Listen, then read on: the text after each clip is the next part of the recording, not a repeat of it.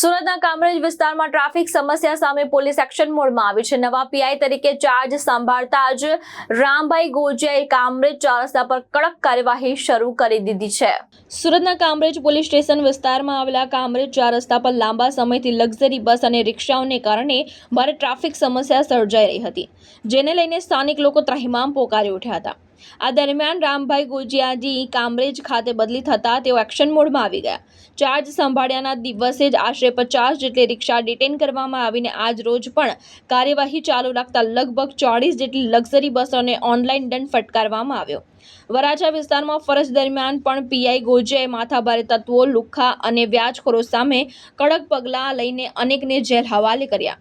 હવે કામરેજમાં તેમની નિમણૂક થતાં ટ્રાફિક સમસ્યા, દબાણ અને અસામાજિક તત્વોથી રાહત મળશે તેવી લોક ચર્ચાએ જોર પકડી રહી છે। આજરોજ તારીખ 6 એપ્રિલ 2026ના રોજ કામરેજ પોલીસ દ્વારા ખાસ કરીને કામરેજ ચોકડી ઉપર કે જ્યાં ટ્રાવેલ્સના ડ્રાઈવરો ટ્રાવેલ્સને આડેધડ રીતે પાર્કિંગ કરી અને પેસેન્જર ભરતા હોય છે, વારંવાર તેઓને સૂચના આપવા છતાં તેઓ અહીંયા કામરેજ ચોકડી ખાતે આડેધડ અડધો રોડ દબાવીને પાર્કિંગ કરે છે। તે તમામ ટ્રાવેલ્સોવાળા ઉપર BNS કલમ 285 મુજબ ગુનો દાખલ લગભગ 25 ગુના દાખલ કરેલ છે અને તે તમામ ટ્રાવેલ્સના ડ્રાઈવરોના જે લાયસન્સ છે એ લાયસન્સ રદ કરવાની પ્રોસિજર પણ અમે કરવાના છીએ।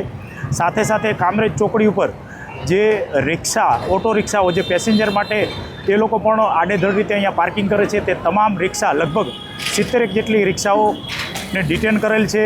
એ તમામ રિક્ષા અને ટ્રાવેલ્સવાળાને અત્રેથી કામરેજ પોલીસ દ્વારા કડક સંદેશ આપવામાં આવે છે કે હવે પછીથી કામરેજ ચોકડી ઉપર મહેરબાની કરી અને રિક્ષા કે ટ્રાવેલ્સ આડેધડ રીતે પાર્કિંગ કરી અને પેસેન્જર નહીં ભરતા, કેમ કે આ નો પાર્કિંગ ઝોન છે અને નો પાર્કિંગ ઝોનમાં જો કોઈ પણ ટ્રાવેલ્સ કે રિક્ષાને પાર્કિંગ કરવામાં આવશે અને પેસેન્જર ભરવામાં આવશે રોડ દબાવીને, તો એમના ઉપર સ્ટ્રિક્ટમાં સ્ટ્રિક્ટ, કડકમાં કડક કાર્યવાહી કરવામાં આવશે।